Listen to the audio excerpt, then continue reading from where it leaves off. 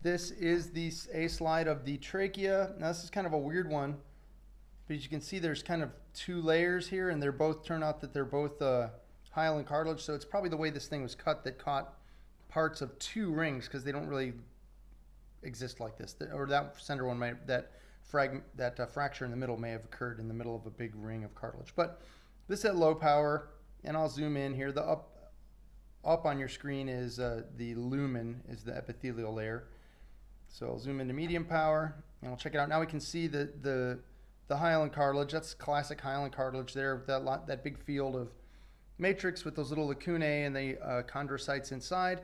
And then down this way, this is smooth muscle, where the pointer is. So your trachea's got smooth muscle, then a hyaline cartilage layer, rings of it, as they go down the trachea, and then some areolar connective tissue right here, with this layer being that pseudostratified ciliated columnar epithelial layer. So let's zoom in on that, because this is a good slide. You can actually see those cilia.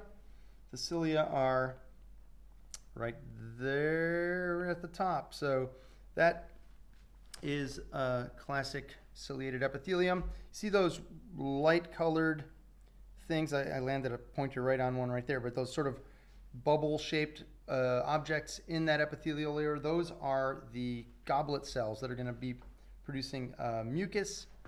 The seromucus glands are these down here.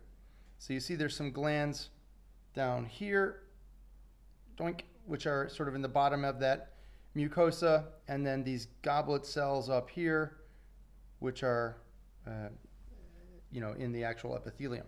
So those are the two different kinds of glands you find. Let's go one more time from the top down.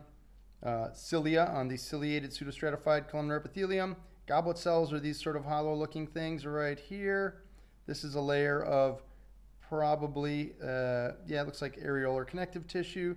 Then we get down into some of these seromucus glands right here.